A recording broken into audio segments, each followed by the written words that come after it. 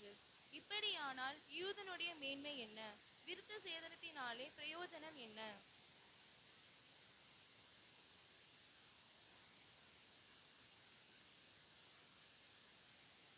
சிலர் விசுவாசியாமற் போனாலும் என்ன? அவர்களுடைய அவ்விசுவாசம் தேவனுடைய உண்மையை அவமாக்குமோ?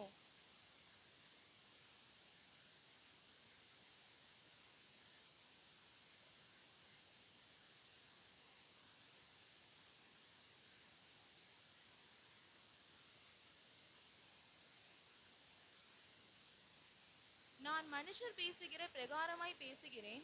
நம்முடைய அநீதி தேவனுடைய நீதியை விளங்க பண்ணினால் என்ன சொல்லுவோம்? கோபாக்கினியை செலுத்துகிற தேவன் அநீதராய் இருக்கிறார் என்று சொல்லலாமா?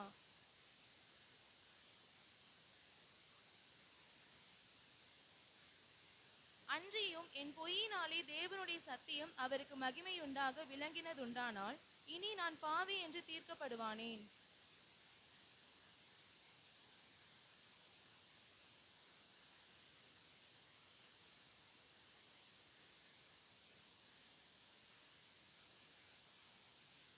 ஆனாலும் என்ன?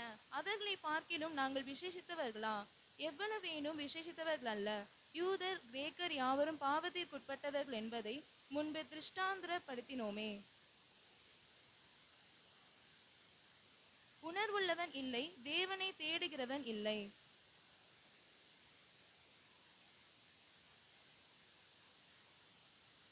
அவர்கள் தொண்டை திறக்கப்பட்ட பிரேத குழி, தங்கள் நாவுகளால் வஞ்சனை செய்கிறார்கள். அவர்களுடைய உதடுகளின் கீழே பாம்பின் விஷம் இருக்கிறது. அவர்கள் கால்கள் இரத்தம் சிந்துகிறதற்கு தீவிரிக்கிறது. சமாதான வழியை அவர்கள் அறியாதிருக்கிறார்கள்.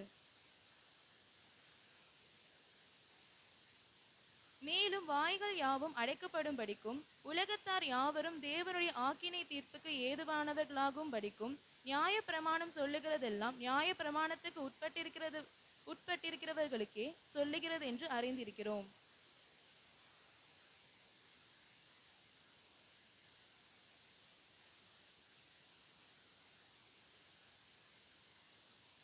இப்படி இருக்க நியாய பிரமாணம் இல்லாமல் தேவ நீதி வெளியாக்கப்பட்டிருக்கிறது.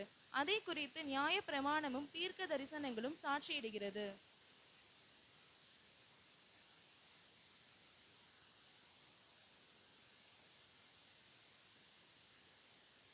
எல்லாரும் பாவம் செய்து தேவ மகிமையற்றவர்களாகி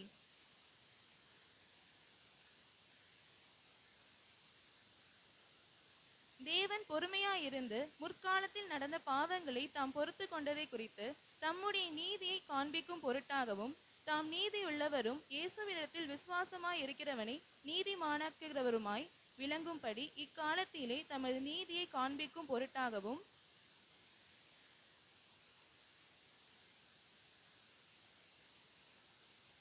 இப்படி இருக்க மேன்மை பாராட்டல் எங்கே? அது நீக்கப்பட்டதே. எந்த பிரமாணத்தினாலே? கிரியா பிரமாணத்தினாலேயா? அல்ல, விசுவாச பிரமாணத்தினாலேயே.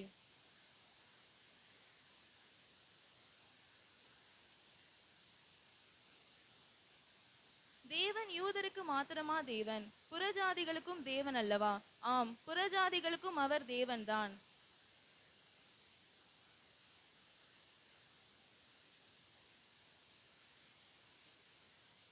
அனைவரும் சேர்ந்து வாசிப்போம். அப்படியானால் விசுவாசத்தினாலே நியாய பிரமாணத்தை அவமாக்குகிறோமா? அப்படியல்ல, நியாய பிரமாணத்தை நிலைநிறுத்துகிறோமே. ஆமேன்.